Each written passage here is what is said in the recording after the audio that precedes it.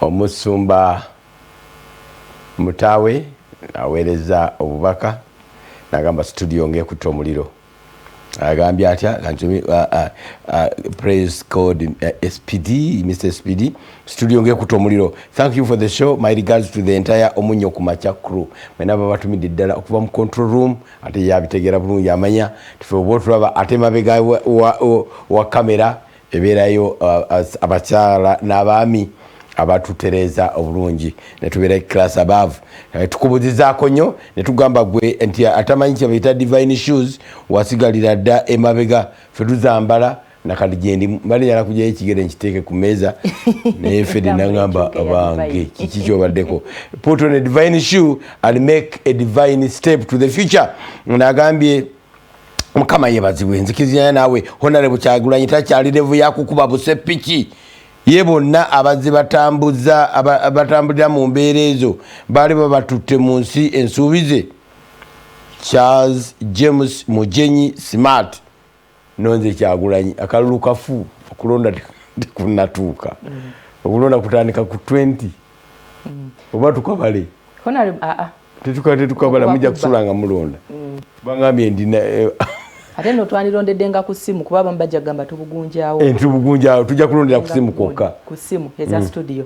Honorable Kyagulanyi ali mu kattu waliyo abamanyi Honorable Kyagulanyi as an artist waliwo abamanyi Honorable Kyagulanyi ng'omubaka wa parliament waliwo abamanyi Honorable Kyagulanyi nga munnakisinde ekya people power in this case basuubira nkyukakyuka kati ate Honorable Kyagulanyi talina kibiina waagwa kiba kitegeeza nti ali mu bracket y'aba opposition ekisinza omuleetera obuzibu kyekino opposition eyina engeri gye yebrandinga kyekola gundi omulabayo ani Mugisha muntu akkiriza nti wanda ayinza okubeera president bw'eggwanga lino anti kakati ne Mugisha muntu tagala bamugireyo obufaananyi babukube ku screen oyo naye alimu ekirala bumwembarasinga bw'oleeta mwami Mugisha muntu ebintu bye tukola nga tufuse ba leaders babikomyawo olaba ekifaananyi kya Kyagulanyi nga ali mu kikomi kinene bwe kiti bakikomyawo egene ne mujerega ne mugamba bannange eyo yavaayo buli muntu bamugireyo ebibi yali akoze kati bw'obanga okyalina ebifaananyi ebikukontinga toba wa space ya kifaananyi kirala tokuba busepiki tukuba busepiki okay njala so mpamuli agebweru tojja kuwangula kesi eno ne message ziikano mpitirivu bonna bagamba fedde leero akutte mukamasu kamukubye leka kale Dr. Sam nayamba kukolera ekyokunywa ekya Mukama nayamba kigula nusu 10 lwokka olwa Uganda. Ekyokunywa kino kinywebwa abato abakulu abavubuka abakadde n'abazeeyi n'olwekyo kifune ku dduka erikuli okumpi oba supermarket kijja kubanga kiyambako omubiri gwo okusobola okwerwanako singa guba gulumbiddwa ebirwadde ebitali bimu. Ennamba y'essimu ngenda gikuwa eya Dr. Sam gw'alina ebibuuzo ate naawe akyetaaga mu bungi ojja mufuna ku 0757 560047 oba 0780 17 416. Ansoke ngende ku nsonga y'amasinzizo ndyoke nkuddire ku nsonga ya Honorable Kyagulanyi. Ngenda akaluka na lero tuka. Tugenda mu kalulu. Ladies and gentlemen, tugenda mu kulonda. 20 minutes past. Tugenda kola survey yaffe. Egera kubanga eberawo every day. Kuba candidate suppose ani nani? Tumukunde naye tumutaddeko. Agenda tumukunde. Kyagulanyi. Yo Kaguta Museveni. Kano Kiza Besigye. Mukyala kyalya. N'omulala yenna. N'omulala ayinza okuba ne candidate we ngati kuba kati bawezaana mu abo mu bana. N'omulala yenna na candidate gwawulira ndi gwe yandironze. Bali ana mu bana. Fetubaddeko betusubira ndi be leading contenders. Ababadde nga mu kamera ne ku genda maaso. Tugenda kugenda e Bungereza. Mu lupapula lwa Christian News. Bawandise ne bagamba nti ennaku z'omwezi nga 4 July kuba mwezi gwa kumeka ogujja gamba omwezi ogujja ogw'omusanvu omwezi ogw'omusanvu no mwezi gwa mukisa lwaki bwe bagenda okugulawo amasinzizo nekirala abakyala abamaanyi babazaala mu mwezi gwa musanvu bazaalibwa mu gwa musanvu yes very good totyanga kukyogeranga kirala gugabanyaamu omwaka wakati w'ecwi yatandika physical yendala ekirala guliko 7 so what 7 days make a week lwaki ogamba kiriko 7 anti kiriko 7 days totyayiba olina ensonga gyagala okuyisaawo tugenda mu kalulu kakano nedda ye bujja maaso tujja bawaayo n'eddakiika kubanga tugenda campaigningira ku social media abantu tujja bawaayo eddakiika n'okucampaigninga naye leero tuli kucampaigning anti wagamba mpa egguliro eryo tukanyugireyo egguliro eryo tulirabe. Ssaabaminisita Boris Johnson yamaze okulangirira ennaku z'omwezi zigenda kubeera 4 omwezi ogujja ogw'omusanvu ye wiiki eddako nga 29 tutandika ekisiibo. Yes. Ekyennaku. Actually, it's next week. Next week. Churches to be able to reopen for public worship from 4th July. Yensi gye mulaba yafiirwa tusaka kugambye kategekawo. Abantu 10 yali etuse mu 12 buli lunaku. Yes. Eggulawo nga 4 July. Bamanyi nti Katonda gyali si ba scientists bokka be bakola.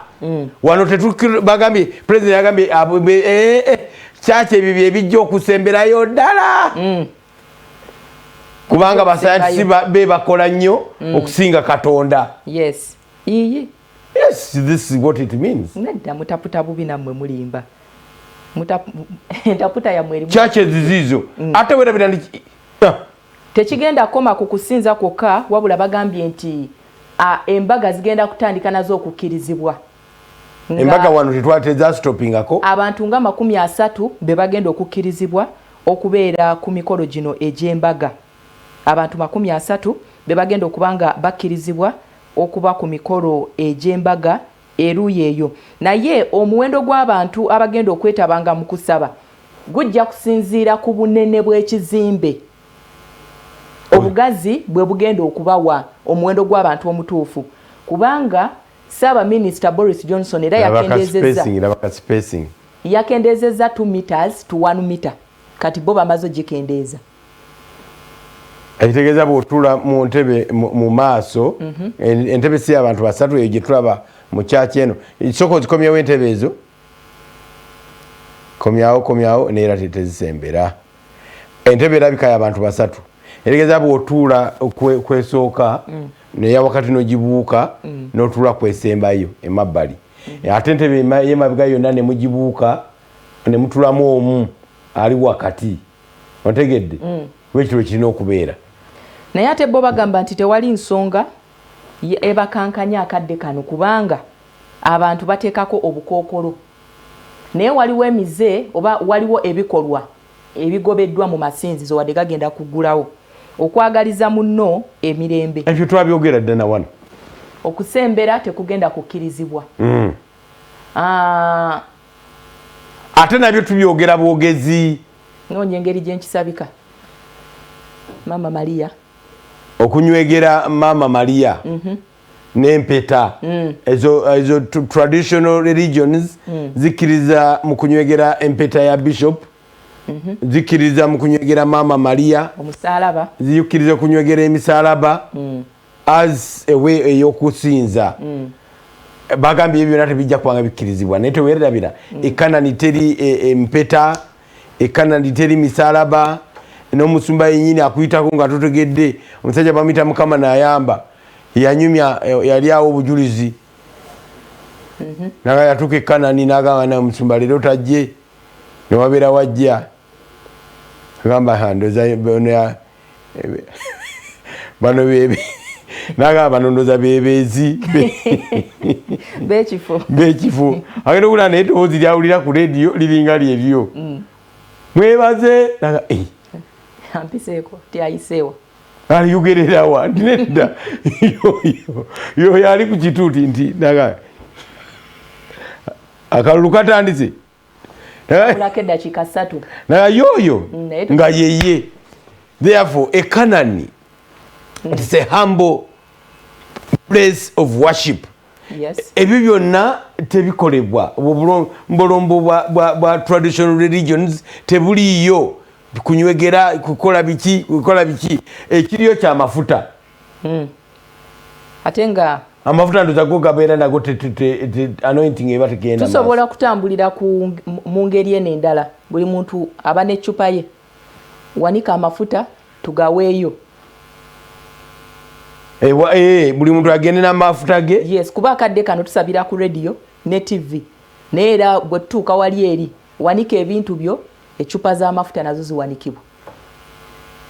So kakati naye ate waliwo ebirala bye tutya wano mu ggwanga nga Bungereza era egenda kubanga ebiggulawo. Bano bagenda kuggulawo ku gym. Abantu batandika okugenda. Bagenda kugulawo restaurant. Abantu beyagale. Bagenda kugulawo kama bala ne night clubs. Abantu beyagale. Naye bino byonna bagamba nti waliwo emitendera gye bagenda okugoberera. Bagizita SOPs. Standard Operational Procedures. Babera bakimanyi nti gwenda kukikola bwe tuti ne bwe kiti. Tukimanyi bane njogerera wano amakanisa mangu nnyo to administer. Amakanisa mangu nnyo abantu kubagamba ekyo kola ne bagenda mu church ne basinza Mukama Katonda waabwe. People want to worship God. Abakoledde ebyamagero bo babiraba. Bote balaba ba scientists ate nabuga babalaba. Ne tubebaza ba scientists baffe mwebale byonna bitukoledde tujanjaba ne tumanyi there is another superpower, super hand behind gye twagala okusinza okugulumiza n'okwebaza byonna Mukama Katonda byakoze. Tubadde mulaba Musumba bannange Surveyor TV yavuddeyo. Omusumba kyakola ku TV ne ku radio. TV kigisitudde waggulu abalabo n'abali eri distant away. Yebazibwe Mukama. Mukama yebazibwe. Kama mulungi. Okay. Airegulire mulirabye era mulitegedde. Mpayi gulire alimu. Tekako airtime tugenda mu survey.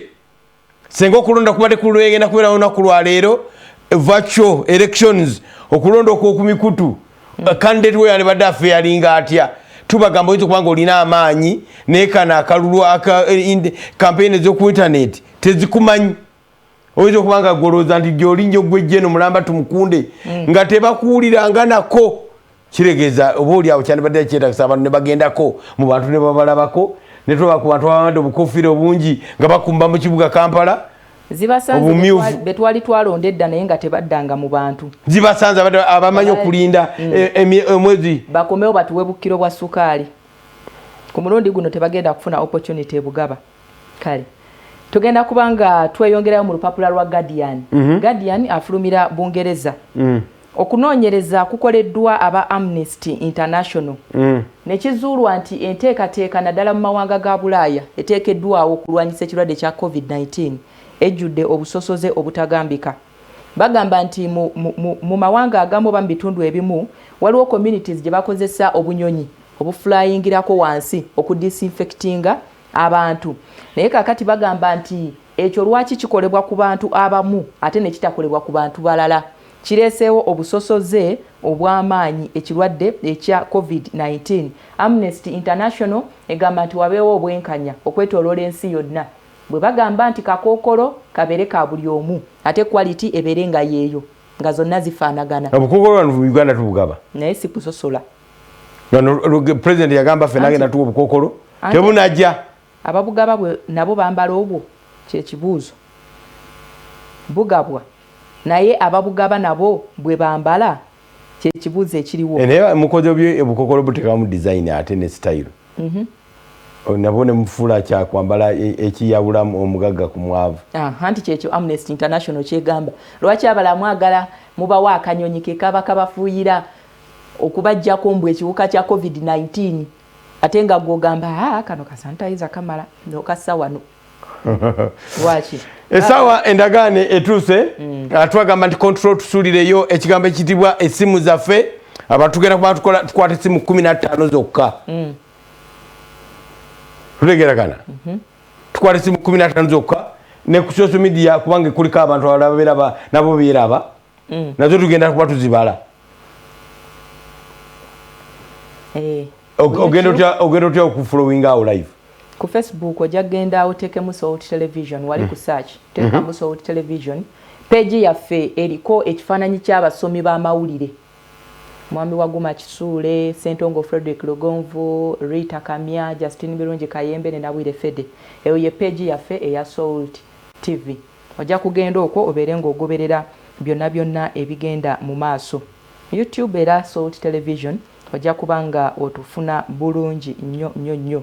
mu ggwanga eri America waliwo prediction ekoleddwa naye tugamba control room sulako essimu zaffe abantu bayitamu babiranga tandika okuba nga tubawulira prediction egamba etya bagamba nti ennaku z'omwezi we zinaatuukira October nga lumu mu ggwanga eri America we wataabeewo kikoleddwa kyonna basuubira abantu 17,916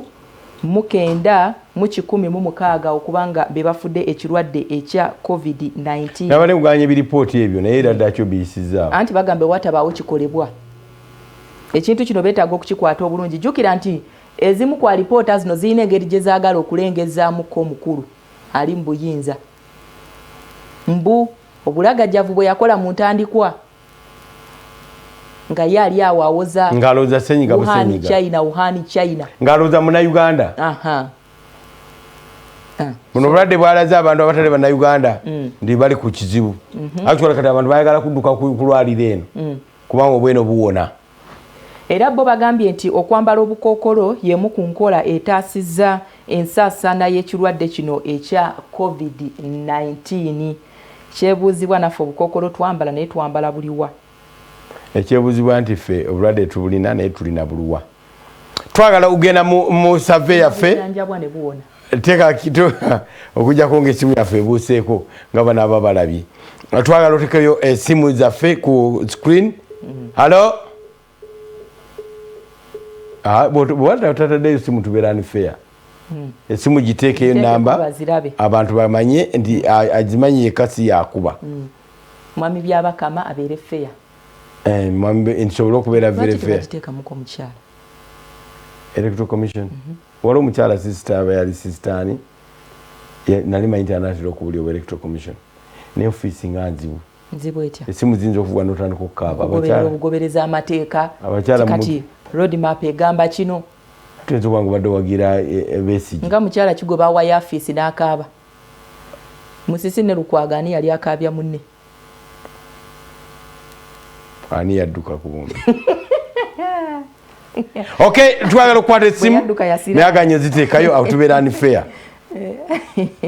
bwe yadduka teyasira ye yalaga tusooka kufuna Robert Mutebi ali Nansana therefore akalulu kabeera kalindalindako awo tuba tetukabye ebikozesebwa bituuse leeti ebikozesebwa biba bituuse leeti bulijjo bituuka tugenda kufuna Robert Mutebi bwe anaaba atuuse ali mu kitundu ekye Nansana tube nga tumufuna mpola mpola tutegeere kiki kyatugamba naye nga bibadde mupapula z'amawulire okyanayegulira ebweru emboozi okusingira ddala za kirwadde kya COVID-19 amawanga ag'enjawulo enteekateeka gye bali okukola okulaba nti bagenda mu maaso n'okuggulawo to open up n'okuggulawo bagamba nti baggulewo abantu batandike okukola balaba ate butya bwe bayinza okay Robert Mutebi kiki ekiri awo eyo nkuba genda mu maaso tawulira abalabi baffe aba Nsot TV tusanyusa okubanga tubasinkanye abali mu studio n'abakyali ewaka eno gye tuli enkuba efudde emba okamala obumaze naye ffe ensonga zaffe muzimanyi tetulina nkuba tetulina musana ffe tukolanga bwolaba ekibeera wali ku house of prayer mu musana mu nkuba wonna tukola naye nga bwolaba nze nanzitukka mazzi ndi mu nkuba ekyagenda mu maaso n'okufudda emba wempitidde wano nga poliisi nga bali wamu ne LDU n'amagye military babadde bagenda mu maaso n'okutuukiriza ebiragiro bya pulezidenti okukwata bodaboda ezibadde zitise abantu ekitakkirizibwa n'ezo ezibadde tezirina bisaanyizo byakubeera ku nguudo era saidi wali wabaddewo bodaboda mpitirivu Ssemambo Joseph ali mu control room ajja kubanga atuzanyirako ku saidi ebifaananyi ebyo byenkutteko nga operation yeno egenda mu maaso waliwo be bakutte tubasanze bakyabafukamiza wansi n'ebiringa ebyo naye nga operation ebadde nnene ennyo nnyini ddala bakwatidde ddala bodaboda eziwerako naye nga boolaba ssaawa zino wano wetuli mu Lubigi ku Northern Bypass wano omugotteko gw'ebidduka jamu ye mungi nga bwogenda maaso n'okulaba naddala mummwe abaagala okulabika nti muyingira ekibuga jamu agenda kubanga abataataaganya abava abayingira oba oli ku Hoima Road awo tewali mbeera yonna nzibu egenda bazibuwaza kutambula naye mmwe abayingira ekibuga olabira ddala nga omugotteko gwo gw'amaanyi nnyo nyini eddala ababodaboda abasinga beggamye wali mutaawo eryo erigatta Nansana ku Namuŋoona naye nga ekifaananyi kyolaba ekyo kikulaga nti gwe ava ku Hoima Road kigenda kutwalira akadde akawerako okulayika nti osala obusazi wano ojja kwetagisa eddakiika eziwerako okulayika nti osala wano okutuuka gy'olaga kubanga bw'otunuulira ekitundu eky'Enansana kuziva eNansana okulayika nti zidda mu kibuga olaba nga zonna zikutte alyanda kulyanda alyanda akulyanda atezo eziva eNateete nazo ndaba eziva eNabweru nazo ndaba nga zikwatidde ddala wano wendi ndaba ekimotoka ekya military ndowooza deployment yegenda maaso kukyusaako ku basuze nga bakola ate babeere nga baleetamu abalala abagenda okukola emisana kubanga bano wetutuukidde wano nga bayambako bannaffe aba poliisi okulayika nti bakola operation gyensuubira nti ogenda maaso n'okulaba ku TV yo agwe ali ku Soroti TV operation kugaa nti ebadde massive ababadde bagenda maaso n'okukwata bodaboda era nga nsuubira bifaananyi ebyo bigenda maaso naawe okulaba ekibadde wano kubanga bannaffe abakoze omulimu ogw'amaanyi okulaba nti obaoliawo abatika abantu mu mbeera etakkirizibwa abagenda maaso n'okukwatibwa naye nga jaamu yoyo eyalagirwa abave Nabweru nammwe abave Nansana abakyali ewaka njagala obagamba nti bugumiikiriza kye kigambo kyolina okuba nakyo kubanga ajamuye mungi nnyo nnyini eddala enkuba ekyagenda maaso n'okufudemba naye tugenda kubanga tugendako wano ka poliisi kano ak'omulubigi tukulageko ku bodaboda entono ezimu ku ezo ezigenze maaso n'okuwatibwa era bw'otunula waliwo n'ababodaboda abakyali wano abazze okulayika nti beegayira abapoliisi balabike nti obaolyawo bodaboda zaabwe bazibaddiza naye nga ezisinza okukwatibwa ng'era bw'olabye era bw'ogenda maaso n'okulaba zibadde ezo obaolyawo ezibadde zitise abasaabaze ekintu pulezidenti kye yagamba nti bano balina kutikka bifulusi balina kutikka migugu naye nga abamu ku abo ate abasangiddwa okukwatira mu kitimba kino bw'ogenda maaso n'okulaba wano nga gwe abwolaba bano babodaboda babadde ne bodaboda zaabwe zikuwatiddwa bali wano muzeeyi tabuki muzeeyi tuli bubi nnyo n'amakerenda gaagano tumira tuli balwadde ffe boolaba twabadde tetuweese naye amakerenda gaagano ogalaba tetunnalya mmere amakerenda gaaki oga obulwadde butuluma sirimu atutta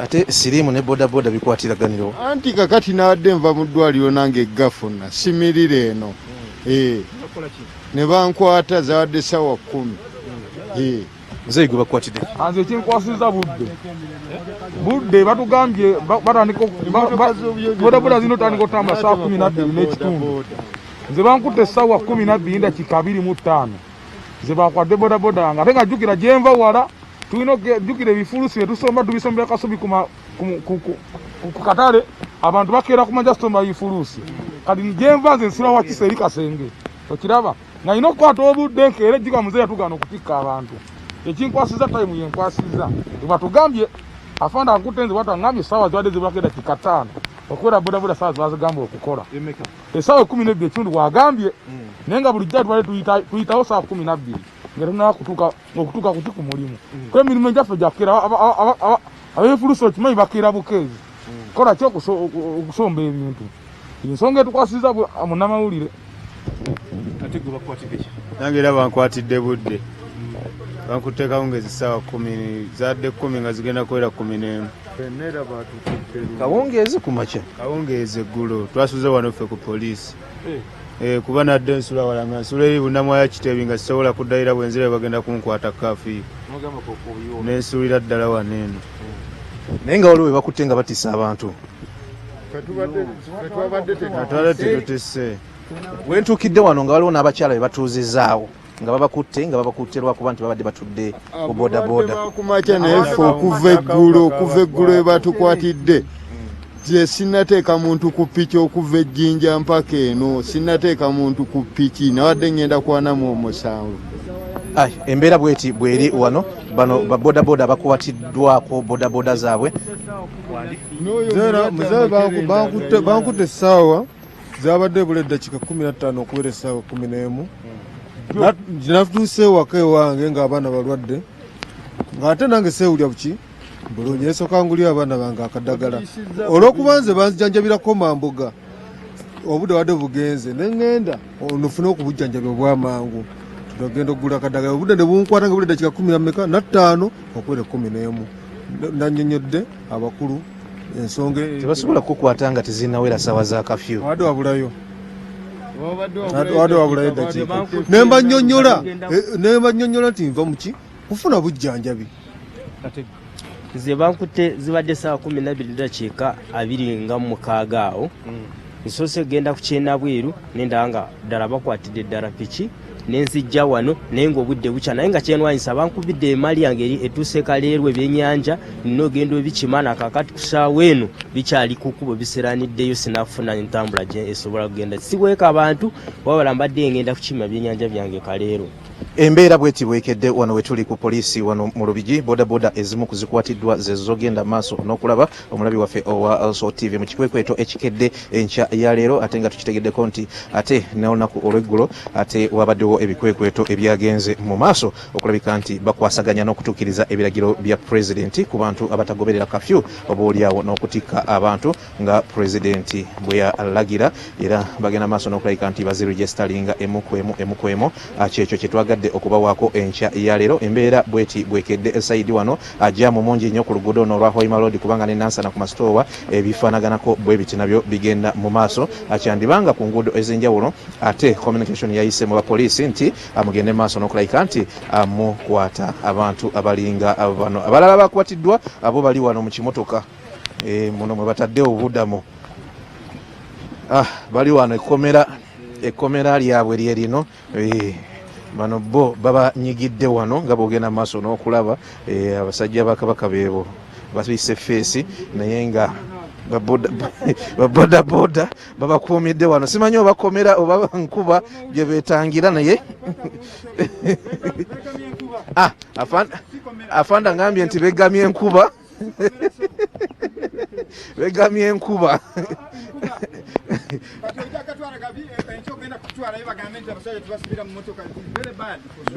begamye enkuba afande afande atubuulira kuba n'abali wano enkuba terigamba nti tubasibidde muno no and we are going to explain to them why you have arrested them. In fact, they are quite aware. Yeah, it is not a new thing. It had been happening for over 3 months. They are not under detention. Yeah, only because of rain. They are just there for that rain. They should not be showered. Of course, you see our office is small. They are there. Not saying that we are really detaining them. No, it is not so. And after the rains, are you going to charge them all? Of course, we have to. We have to charge them. Yeah, we have to charge them. Yeah. Ekiriwo eno si detention center si seero nti babakuumidde wano nti bali mu seero nedda begamye enkuba after nga bwatutegeezeza after the rains bagenda kubanga babacharginga emisango egy'enjawulo traffic offences oba oliawo n'egyekuusa ku SOPs president nga bwe yabiteekawo ebyo betulina okugoberera abataka bano balayika babijeemedde nnyo nga bwe tugenda maaso n'okulaba katono nnyo katugende kubona ate emmanju tubalaga ekifaananyi ekituufu ekyembeera bweyimiridde wano Mzee, ki obulamu nga bukaluye? Obulamu bukalubyemu. Ekituufu nakedde nga nina wendagako okunoonyeza kuba okulya abantu bange ekyokulya. Naye zibadde ziwera 12 n'eddakiika zibadde awo 25 awo ne bankwata. Ekinnumye obukunkwata baali nkutte naye sibadde nzekka ku luguudo. Taxi, ab'ebigere, buli omuntu ng'atambula naye omuze mufuna mpola ne bannange ba bodaboda ne batukwata ekisinga okunyigiriza ate ffe abantu bene Wakiso baali tusonyiyo okubuuka Lubigi akawunga kaakomeeri tulina okutakulira abantu baffe ekyokulya naye ate ekitunyigiriza nti ffenna singa batukute n'ab'ebigere nga ndi nabo wano n'abatakisi nga ndi nabo wano n'ab'obumotoka b'obuyonjo nga ndi nabo wano n'ab'obugaali nange kuba mwe bankwatidde ensi yonna ebadde etambula nange naaligumye naye lwaki nze owa booda nzekka abadde kapiki kange singa mbadde n'omusaabaze nandiwulidde nange nti ddala baŋŋaana okutikka omusaabaze bankutte n'omusaabaze nga bwogambye nti gwe wa booda weka nange kankubuuzayo ekibuuzo nga bwe weebuuziza ekibuuzo aba booda mwali mukirowoozezaako nti mulina okuvayo ne mwetondera pulezidenti mulayika mulina bwe mwamusobeza tetulinaawo nze sirabangawo bwe tuba nga tulinawo atunnyonnyolewo era tujja kwenenya nga bw'obeera n'abaana bo n'obanyonya nti abange wano mwakoze ensobi kuba mutabani wo bw'ayonoona ewaka totamutta omuyita buyisi nti waisooka ojje najja n'omugamba nti kakati waategedde wakoze ensobi eno n'eno n'afukamira ku mavi ne yeenenya twamuwulira nti tugire nga tuli waka era n'okuvuga ebifuluusi nene ebifuluusi tebiriiwo bakama baffe bwe baba baaliwo abaatuwanga ebifuluusi abamu baggwamu ne kapita gamba twamulya kati saawa eno tewakyali wano mukolawo ki kati mukamotoka ekituufu tukuumidde wano batulabo babatuwa obupiki bwaffe tugenda tulaba ekiddako kuba ekituufu abeewaka enjala ebaluma naffe tuli bayala tebayita okukyajinga okimanyi nkitegeera kyayogedde afande katweyongereyo embeera bweti bweri wano ka poliisi aka Lubigi bwe bityo balina ebimulugunyako bingi naye ebyo sijja genda maaso nako byogera ku tooyi n'ebirala ezo nsonga za poliisi naye nga twagadde tukuwe ekifaananyi ekituufu nga bwe kiri wano bapulidinga nga bwe tugenda maaso n'okubalabaga naye nga gwe wenna eyeekuumira ku Soul TV nkugamba nti akyali ewaka enkuba ekyatonya ekyo olina okukimanya ate nga nnyingi ate naawe owa booda agenda okuyita ku nguudo olunaku olwaleero enguudo nga otaddeko omuntu oba ng'omenya etteeka lyonna manya nti ebintu byakyuse nnyo oyinza obutasobola kuyita mu bitundu bimu kubanga olunaku olwaleero ate poliisi nkambwe nnyo nnyini eddala ekitundu kino ekyoluguudo bwekiti bwekifaanana embeera bweti bwefaanana mukama wange Charles James Nkubuge siyaasa ate ne Fedi Nabwire bali mu studio nze njagadde balaga nsi bwekedde erudde eno ate nembasaba mbaddize omuzindaalo mugende maaso n'okuweereza naye nga ekiri eno kyo kifumba mutuku nga bw'ogenze maaso n'okukiraba omuzindaalo gwammwe ffe katweyongereyo tubatuuseeko obulamu bukedde butya mu bitundu by'eggwanga ebirala tweyanzege it's unfortunate nti bakwatiddwa naye kafyu is kafyu Fred ekireeta obuzibu mu mateeka gaffe wano kwe kulondamu ab'olubatu poliisi terina explanation for that lwaki nanti nabuuzako ku mupoliisi ne lwaki oyimiriza nze nagamba tibakibasomesa kalulu kagudde kuggwe kyebayita random ogamba bugambi kandaba ono mwoyo nabo oba yabeera mwoyo ffe tubeera na mwoyo wa mukama onoozo nobeera mwoyo wa ochola mwoyo wa ochola yamu nagamba kanyimiriza ono anti kakati ekyo kyawukana abapoliisi abaana abo bakeera nnyo ne batandika okutambula essaawa abannayuganda kafyu ndooza akoma ssaawa 11 ab'ebigere ne batandika ez'okumakya 12 kitundu gwekyolowooza zeezo ze batugamba kyeŋŋamba official tukimanyi 12 kitundu atandika ssaawa emu naye kyeŋŋamba ti kati normally abantu batandika ssaawa 11 ez'okutambula oluusi osanga nga tulanyo okisanga ku ssaawa ya Queen nga sayidi ey'okubiwologoma ebakutte ng'ate sayidi eno ey'ekyengulu ebalese batambula. Waliwo ekintu kye twerabira.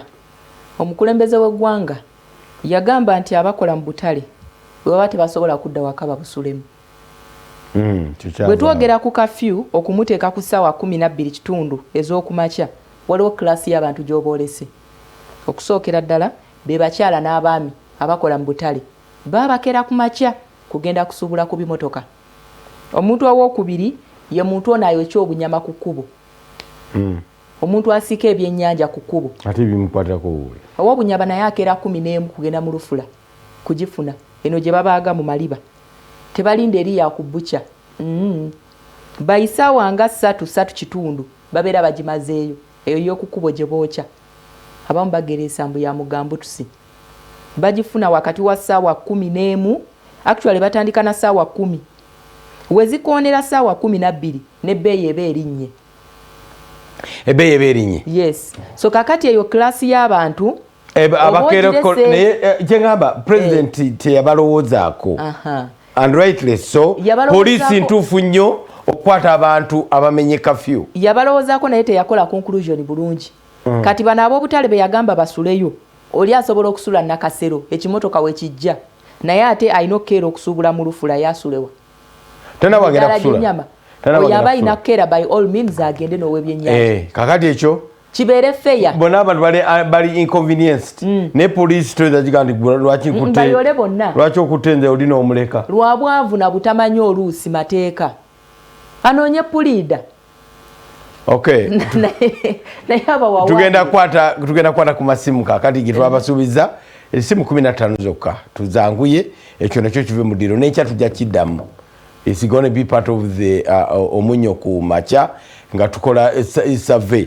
tumu tujagamba constituency nti Lubaga South tutunule tulabe nti Lubaga North tulabe akaluka emiride katya tukyali ku kaluka bwa president singa bado lunako olwaleero waliwo tudde batanaso gamba batukwalo tulinze nga akavaamu bw'okavaamu oba obaze oba babeera bakubazizza kimu ku byo kiyinza okuba ekituufu oba byombi abalonze dda wano ku masimu gaffe tetububala kubanga gwe esimu yange ogimanyi naye ate muno tagimanyi kati nze nkabale nti ako ate gwe oli kandidate wa gundi alo mukade waffe amanya sebo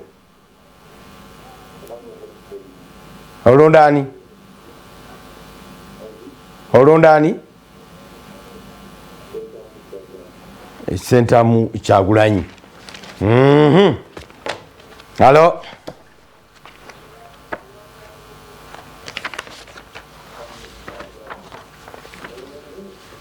oyo yasoose gozeemu tuwulira nga bw'okitegeera alo ya kale sebo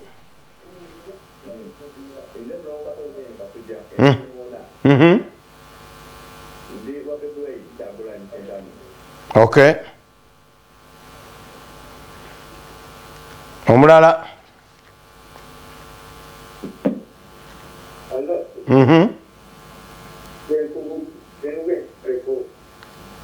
Sebo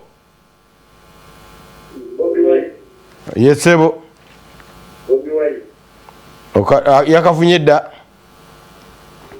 papa tubagamba tubajukiza ndi mukalu kaffe kano kulunaku lwaleero no one has confirmed candidature alo amanya sebo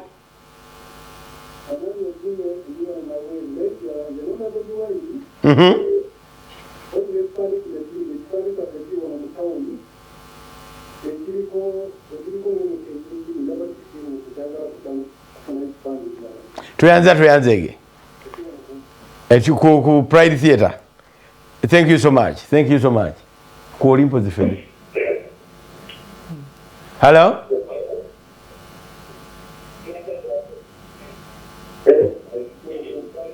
mukade waffe amanya go sebo londa ababa candidate abalala ku social media tebaliko ne bino sibye social media bino bya masimu akalumu kawuli abekatokota zino save alo yeruse bojala ko sebo amanyago londa tuwulire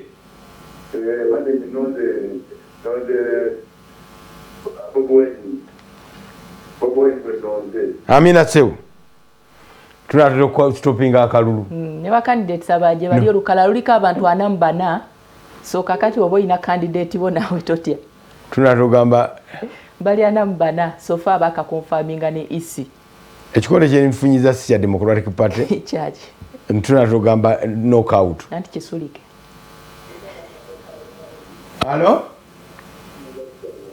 tunatera ogamba knockout kamu bubiri busatu nida sebo butano buli mukaaga toba kalulu nakamu ako mukaaga kekani toba kalulu nakamu control tuyambe buli mu control wakabala meka tabala Halo kamu bubiri busatu buna butaano mukaaga nate okulangirira knockout omukago bokajewa kako si kange abawuliriza babeera bawulira nabo ozeemu oli gwe tukufunye Halo? kubiri mukadde waffe londa tuwulire bulungi sebo gyaleko ssebo londa tuwulire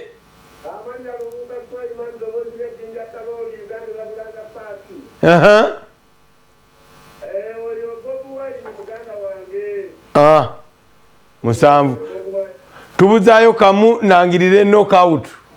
Halo yesebu yesebu kwoli sentamu obusumi nakoze yabulira enjiri ngegamba nti tozanyisanga popular vote yo. You don't togisagisa we were popular mitima gy'abantu sigala ng'oli popular mitima gy'abantu ekyebuuzibwa nti sagala simu ndala yonna kubanga tuluba tulonda senga batulonda leero ani abadde awangula akalulu bwe Kyagulanyi abayitawo unopposed abayitawo unopposed omubaka Kyagulanyi sentamu senga tubadde tulonze bano badde balonda bwa president senga ajjayo suuti ye kugenda kulayira senga babi amaze kuteeka mu gomesi ye yowa first lady mushanana mwagala okuwamba buli kimu singa ateekamu mushanana ekyokere ku Janet yali yambadde ku boarding mulabangako koze mu myaka gy'ekyenda boarding naye n'abaliraana muzeeyi bonna abagendeyo tebaba mu boarding gundi yitumula nga ajambadde kadaga nga jambaliddewa wonna gyabagenzi kadaga ize gomesa agenda ku conference z'essiyonna n'asula mu naye yali asinkanyeko muzeeyi ng'ali mu gomesi but being original gomesi ya Uganda gomesi si ya Buganda ya Uganda yambala omushanana n'ofuna ebbaasa omushanana balabika nnyo ng'omuyindi n'enviiri n'ozisalako musalako enviiri nazo olabika nnyo ng'omuyindi akalulu k'olwaleero omubaka Kyagulanyi sentamu abonna abeesimbyewo abakubye knock out era senga kabadde kakubibwa nnoku lwaleero senga Kyagulanyi tugamba his excellency Kyagulanyi sentamu singa ayiseewo ekibiina kya NRM kyongedde okusimba emirandira abadde vice president waliwo baagala okutta nti nga badde bawulamu Bobi Wine yaani lwaki obwa Bobi Wine twabutadde ku Kyagulanyi sentamu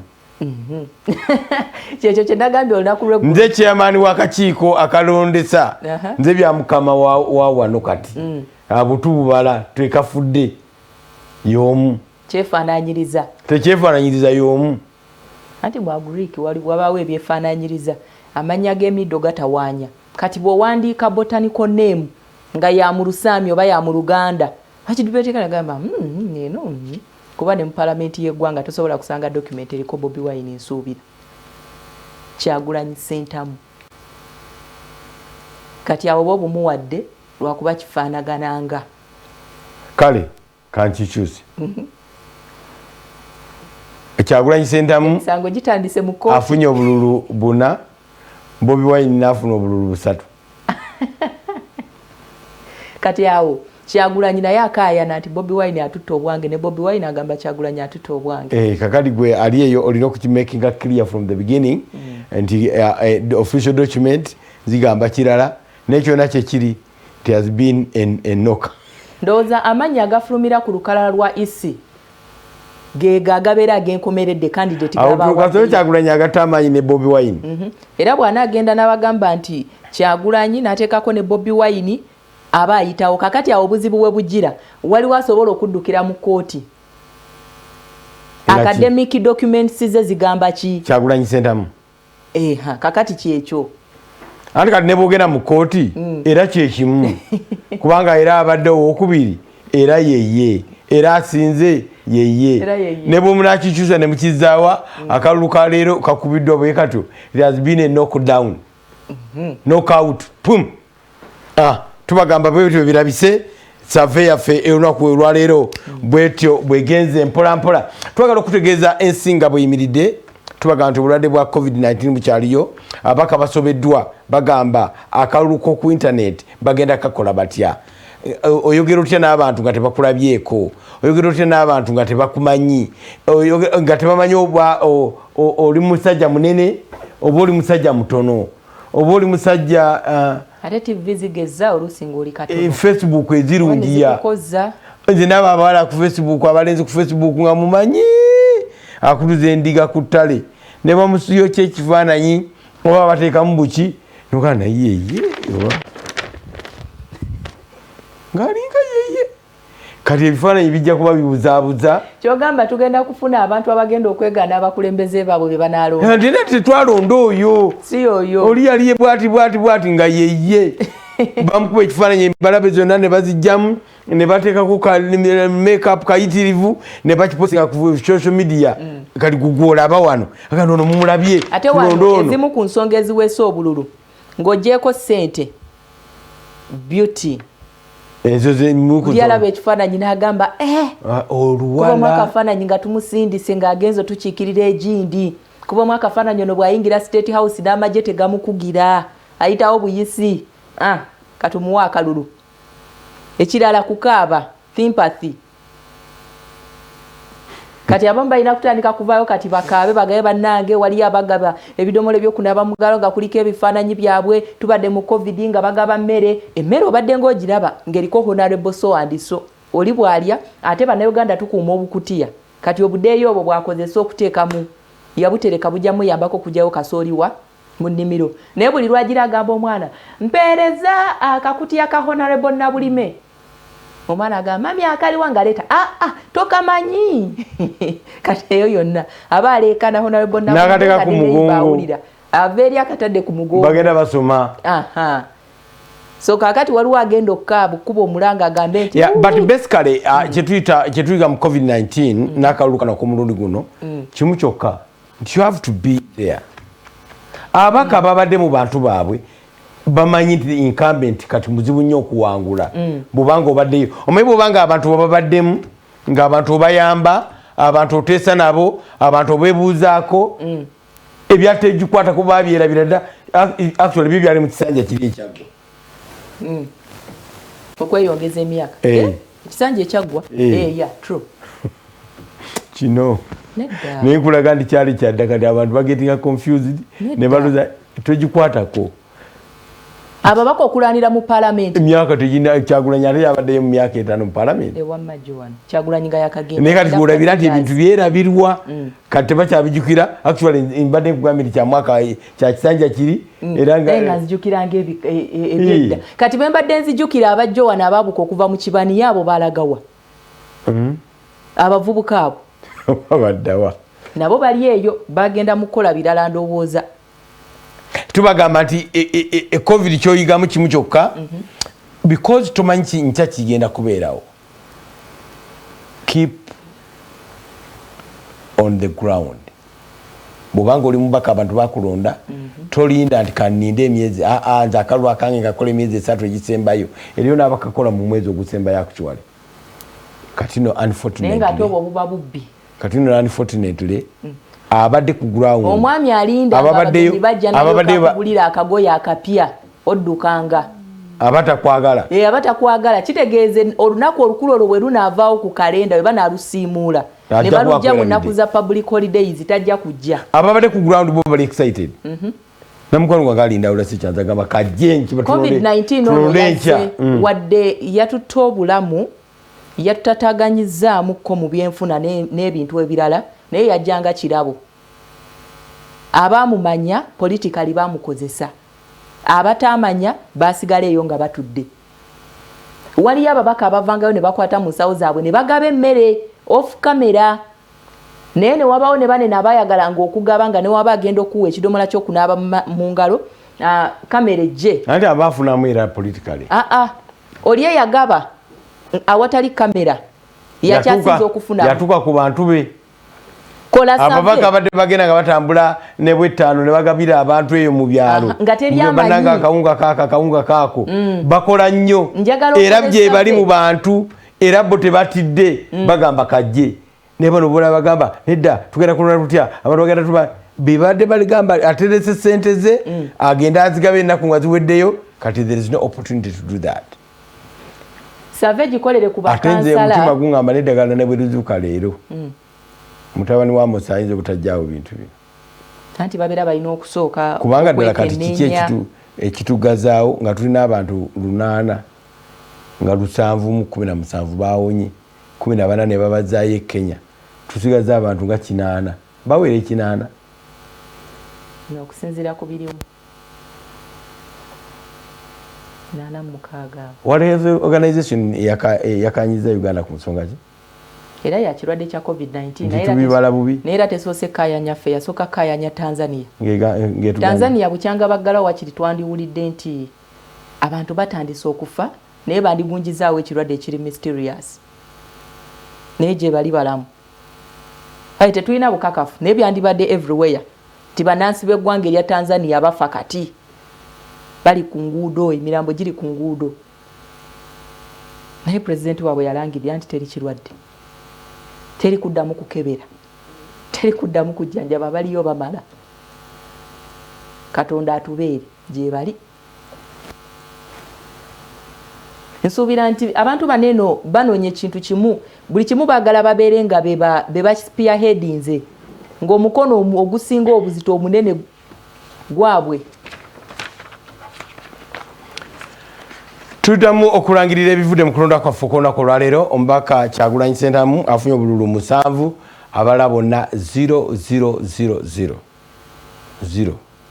tugenda kubanga tuwumulamu katono bwe tudda tusubira omubaka ow'Emityana saidizeeyo ow'Emityana era minisita wa IT Judith Nabakooba agenda kwogera ne Omunnyo ku makya ku nsonga za campaign z'okumutimbagano. Does it make sense or it doesn't? To come out.